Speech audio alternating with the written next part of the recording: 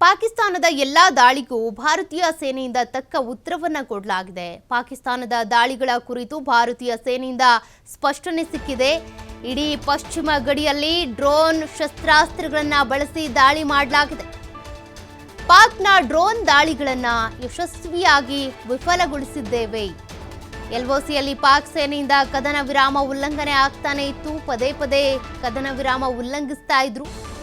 ಪಾಕ್ ಸೈನಿಕರು ಹಲವು ಬಾರಿ ಕದನ ವಿರಾಮ ಉಲ್ಲಂಘನೆ ಮಾಡಿದ್ರಿಂದ ಈ ರೀತಿಯಾಗಿ ಪ್ರತ್ಯುತ್ತರವನ್ನ ಕೊಡಬೇಕಾಯಿತು. ಎಲ್ಲ ಕದನ ವಿರಾಮ ಉಲ್ಲಂಘನೆಗೂ ಕೂಡ ನಮ್ಮ ಸೇನೆ ಸೂಕ್ತ ಉತ್ತರವನ್ನ ಕೊಟ್ಟಿದೆ ಅಂತ ಮಾಹಿತಿ ಅಥವಾ ಕ್ಲಾರಿಟಿ ಸಿಕ್ಕಿರೋದು. ಸ್ಪಷ್ಟನೆ ಕೊಡೋ ಪ್ರಯತ್ನವನ್ನ ಮಾಡಿದ್ದಾರೆ. ಕದನ ವಿರಾಮ ಉಲ್ಲಂಘನೆ ಮಾಡ್ತಾ ಇದ್ರು ಪಾಕಿಸ್ತಾನದ ಕಡೆಯಿಂದ. ಹೀಗಾಗಿ ತಕ್ಕ ಉತ್ತರವನ್ನ ಕೊಡಲಾಗಿದೆ. ಒಂದಷ್ಟು ಪ್ರದೇಶಗಳನ್ನ ಟಾರ್ಗೆಟ್ ಮಾಡಿ ದಾಳಿ ಮಾಡೋದಕ್ಕೆ ಟ್ರೈ ಮಾಡಿದ್ರು. ಅವೆಲ್ಲ ದಾಳಿಗಳನ್ನು ಕೂಡ ಅವರ ಎಲ್ಲ ಪ್ರಯತ್ನಗಳನ್ನು ಕೂಡ ನಾವು ವಿಫಲಗೊಳಿಸಿದ್ದೇವೆ. ಇಡೀ ಪಶ್ಚಿಮ ಗಡಿಯಲ್ಲಿ ಡ್ರೋನ್ ಶಸ್ತ್ರಾಸ್ತ್ರಗಳನ್ನ ಬಳಸಿ ದಾಳಿ ಮಾಡಲಾಗಿದೆ. ಪಾಕ್ನ ಎಲ್ಲ ಡ್ರೋನ್ಗಳನ್ನು ಕೂಡ ಹೊಡೆದುರುಳಿಸಿದ್ದೇವೆ ಅಂತೇಳಿ ಭಾರತೀಯ ಸೇನೆ ಒಂದಷ್ಟು ಕ್ಲಾರಿಟಿಯನ್ನು ಕೊಟ್ಟಿದೆ. ಯಾವ ರೀತಿಯಾಗಿ ಅವರು ದಾಳಿ ಮಾಡೋದಕ್ಕೆ ಟ್ರೈ ಮಾಡಿದ್ರು ಅವೆಲ್ಲ ದಾಳಿಗಳನ್ನು ಕೂಡ ನಾವು ವಿಫಲಗೊಳಿಸಿದ್ದೇವೆ.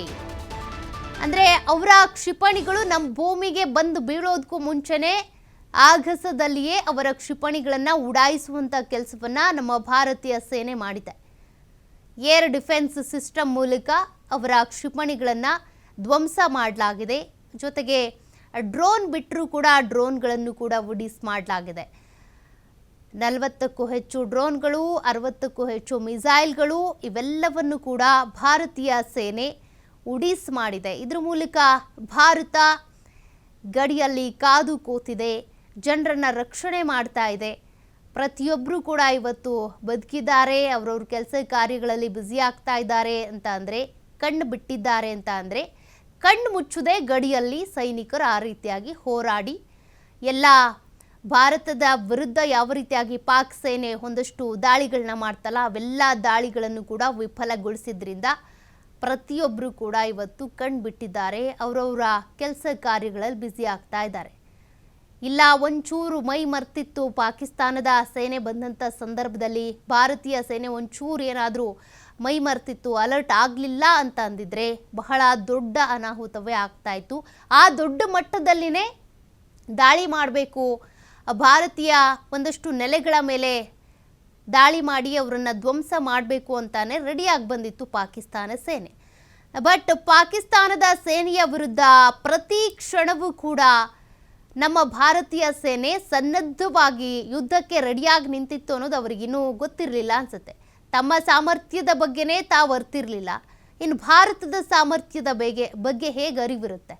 ಹಾಗಾಗಿನೇ ಬಂದರು, ತಮ್ಮ ಎಲ್ಲ ಕ್ಷಿಪಣಿ ಡ್ರೋನ್ಗಳನ್ನು ಉಡೀಸ್ ಮಾಡಿಸ್ಕೊಂಡು ವಾಪಸ್ ಹೋಗಿದ್ದಾರೆ. ಇನ್ನು ಪಾಕಿಸ್ತಾನದ ಪ್ರಧಾನಿ ಅಂತೂ ಪತ್ತೆ ಇಲ್ಲ, ಎಲ್ಲಿದ್ದಾರೆ, ಏನು ಮಾಡ್ತಿದ್ದಾರೆ ಅಂತ. ನಮ್ಮ ದೇಶದಲ್ಲಿ ಪ್ರಧಾನಿ ಇರ್ಬೋದು, ರಕ್ಷಣಾ ಸಚಿವರಿರ್ಬೋದು, ಅಧಿಕಾರಿಗಳು, ಸೇನಾ ಮುಖ್ಯಸ್ಥರು ಮುಂದೇನು ಮಾಡಬೇಕು, ಈಗ ಏನೇನಾಯಿತು ಅದ್ರ ಬಗ್ಗೆ ಸಭೆಗಳನ್ನ ನಡೆಸ್ತಾ ಇದ್ರೆ, ಸುದ್ದಿಗೋಷ್ಠಿ ಕರೀತಾ ಇದ್ರೆ, ಪಾಕಿಸ್ತಾನದ ಪ್ರಜೆಗಳು ಪಾಪ ನಮ್ಮನ್ನು ಕಾಪಾಡಿ, ಭಾರತ ದಾಳಿ ಮಾಡುತ್ತೆ, ಹೆಲ್ಪ್ ಮಾಡಿ ಅಂತೇಳಿ ಅವ್ರು ಗೋಗರಿತಾ ಇದ್ದಾರೆ. ಪಾಕಿಸ್ತಾನದ ಪ್ರಧಾನಿನೂ ಪತ್ತೆ ಇಲ್ಲ, ಪಾಕಿಸ್ತಾನದ ಸೇನಾ ಮುಖ್ಯಸ್ಥನೂ ಪತ್ತೆ ಇಲ್ಲ. ಎಲ್ಲರೂ ಕೂಡ ಅಡುಕು ಕೂತಿದ್ದಾರೆ. ಪಾಕಿಸ್ತಾನದ ಮುಖ್ಯಸ್ಥನನ್ನು ಕೂಡ ಬದಲಾವಣೆ ಮಾಡುವಂಥ ಸಾಧ್ಯತೆ ಬಹಳ ದಟ್ಟವಾಗಿದೆ.